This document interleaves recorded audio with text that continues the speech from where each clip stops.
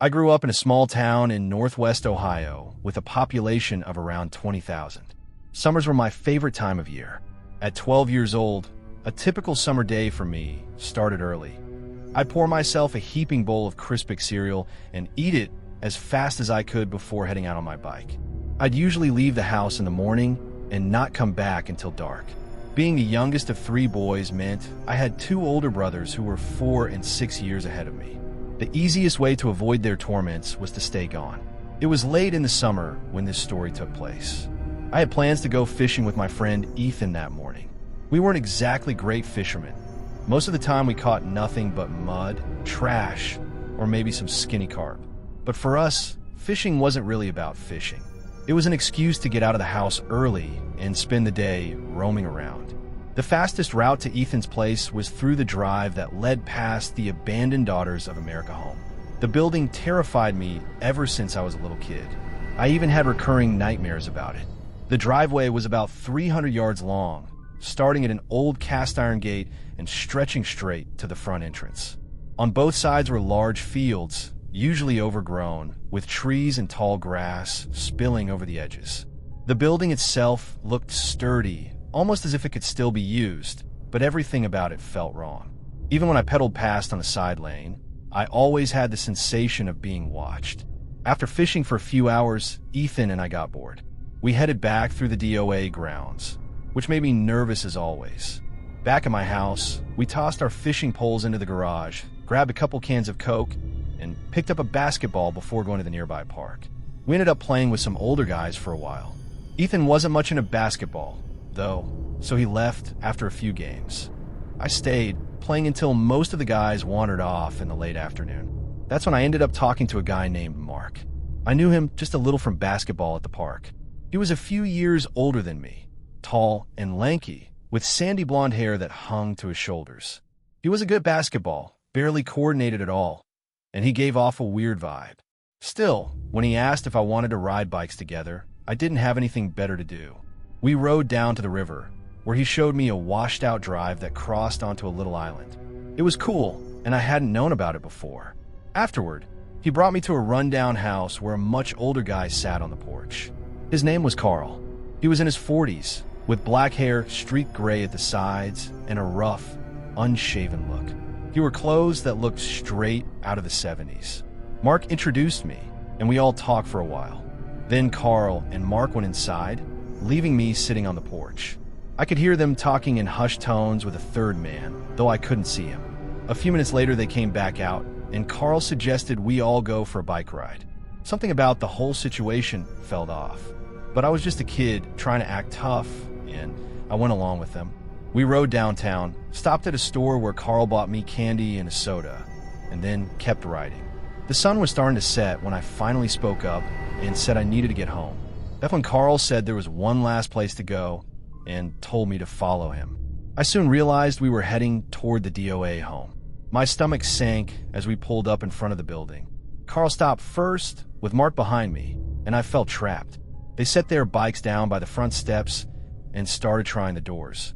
I stayed straddling my bike at the bottom of the steps, frozen in fear. The main door was locked. They tried one of the side French doors, locked. Then they tried the other, and it creaked open. Carl turned to me and motioned for me to come up. I shook my head. They came down the steps, insisting I had to go in with them. I refused and turned to grab my bike. That's when Carl suddenly grabbed my arm. He was strong, much stronger than me. I snapped my head around to see Mark coming toward me, and he grabbed my other arm. I panicked and started screaming. I kicked at Mark as hard as I could, catching him square in the nose. He shrieked and stumbled back, blood gushing down his face. Carl still had both my arms, trying to drag me toward the open door. I twisted, stomped at his feet, and smashed the back of my head into his chest. Somehow, I wrenched one arm free, then kicked him between the legs with all my strength. He dropped to one knee, groaning. Mark tried to rush me again, but I shoved him back. My bike still had the basketball jammed in its frame from earlier. I grabbed it and hurled it at Mark. It hit his already bleeding face, making him stagger again. That was my chance. I jumped on my bike and pedaled as hard as I possibly could. I didn't look back, not once. I just rode until I saw the open garage of my house. My dad was inside working at his bench. I shot straight into the garage, shaking all over. He greeted me casually, too busy with his table saw to notice I was terrified. I stood there, staring out toward the street, half expecting Carl or Mark to appear. They never did. Eventually, I went inside, shut myself in my room, and tried to calm down. I never told anyone about what happened. Not my parents, not my friends, nobody. Years later, just before graduating high school, I had to write a paper on the history of my hometown. Naturally, I researched the DOA home. By then, the property had been bought and turned into condos with a golf course. There were plenty of new articles about the redevelopment. But while digging deeper, I stumbled across an older article about 6 years old. My blood ran cold as I read it. 3 men had been arrested for squatting inside the DOA building. Pictures were printed right there. Mark, Carl, and a third man I didn't recognize. They had kidnapped a mentally handicapped boy and were keeping him inside the building. One of them had even worked at the state mental hospital in town. According to the article, they may have been living in that building for years. Mark, the kid I thought was just a few years older than me, had actually been 22 at the time. Carl had been 45. The third man was in his 50s. When I realized who they were and how close I came to being another victim, I felt sick. And to this day, I never forgot how easily I could have disappeared inside that place, never to come out again. When I was 19, I lived with my mom in a small ranch-style house on a lonely stretch of road. Behind our house was a wide, open field that seemed to go on forever. On the other side of the field was the main highway. We didn't really have neighbors in the usual sense. About half a mile in one direction lived a strange old farmer who wasn't exactly friendly. And about a mile the other way sat what most people in town quietly called a crack house. It was falling apart, full of broken windows and trash in the yard. The people who hung around there usually kept to themselves, but it gave the whole area a reputation for being unsafe. Other than those 2 places, our house was isolated. No streetlights, no sidewalks, just dark country road. At the time, I was working full-time while also going to school. One of my night classes didn't end until 10:30, so by the time I drove home, it was usually around 11:15. It became routine driving down that long dark road by myself. One night, on my way home, I saw someone walking. He stood out immediately. He was wearing a bright yellow shirt with dark track pants, and I remember thinking how stupid the outfit looked, like he wanted to be noticed. It wasn't uncommon to see people wandering on the road because of that rundown house nearby. But for some reason, this guy unsettled me. As I drove past, I instinctively glanced over. He turned toward me, gave me this wide smile, and waved. Something about it made my stomach drop. I sped the rest of the way home, pulled quickly into our driveway, and rushed inside. My nerves were buzzing, and I immediately went around the house, double-checking every door and window to make sure they were locked. I figured I'd sit in the living room and keep watch until I saw him walk past. That way, I could put my mind at ease. Except, he never walked past. Instead, he turned up our driveway, and he wasn't alone. Another man, dressed in darker clothes, had joined him. They walked right up to my car and started tugging on the handles, trying to open the doors. My heart jumped into my throat. In my hurry, I had left my phone in the car, and for a second, I panicked, thinking maybe that was what they were after. But then the man in yellow began walking toward the front door. Terrified, I rushed to my mom's room and shook her awake.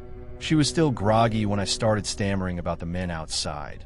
But before I could finish, we both froze at the sound of the front doorknob turning slowly. Thank God we had locked the deadbolt. My mom walked carefully to the door as the man in the yellow shirt knocked. I crouched on the couch, peeking through the window, so I could keep an eye on him and his friend, who was still lingering in the driveway.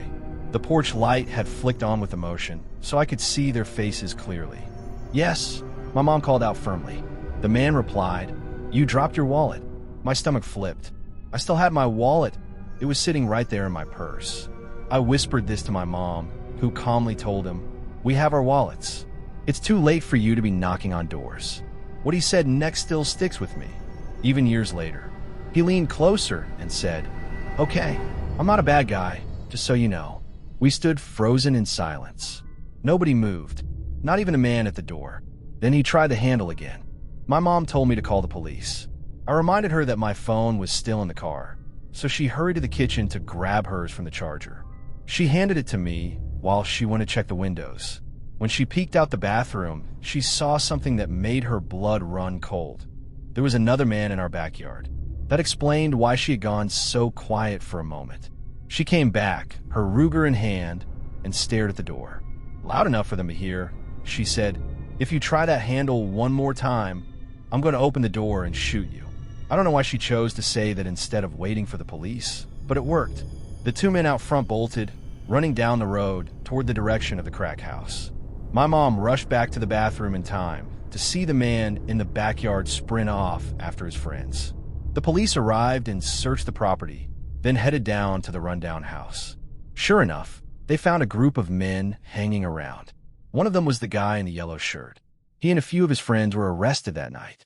Nothing like that ever happened again, but it left me shaken. Even now, years later, I never go to bed without making absolutely sure the doors are locked.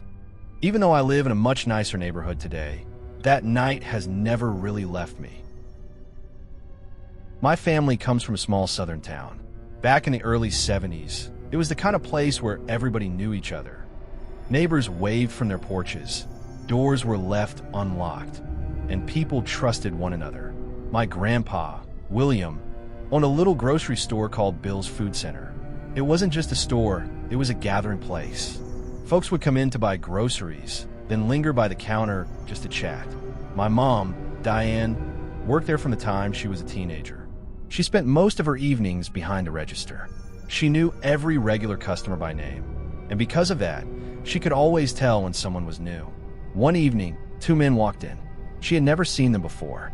Trying to be polite, she welcomed them and asked if they needed help finding anything. From the very beginning, something about them put her on edge.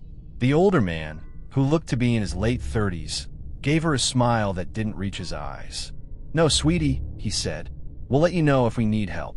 His tone made her uneasy. The younger man with him was maybe in his early 20s. He never spoke. He only followed along, quiet and expressionless, letting the older man do all the talking. Over the next 4 days, they came back again and again, always for small items, always with that same strange energy. My mom remained polite, but she kept her answers vague whenever the older man started asking personal questions.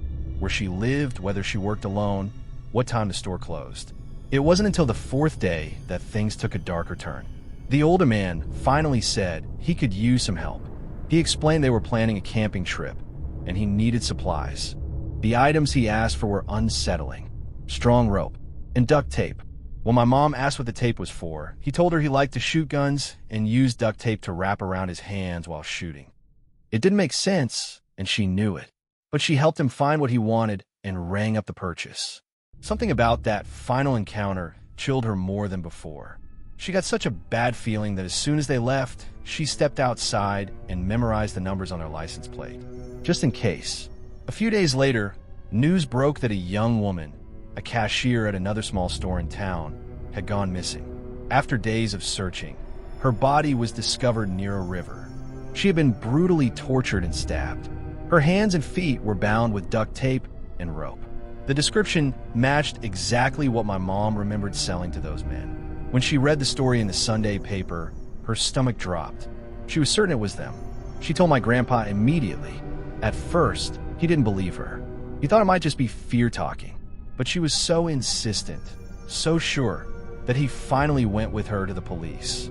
Detectives questioned her for hours, listening carefully as she described the men, their behavior, and the strange purchases they made. Weeks passed before there was any news, but eventually the police tracked them down. Both men were arrested, and in the end, they were found guilty of the murder. The relief of knowing they were caught never erased the fear my mom carried. She refused to work at the store alone after that, and she was even more shaken when the police admitted that the men had been watching her grandpa's store first. They had been casing it, scoping it out, before deciding on their other victim. That thought haunted her more than anything else. because if they had chosen differently, it could have been her.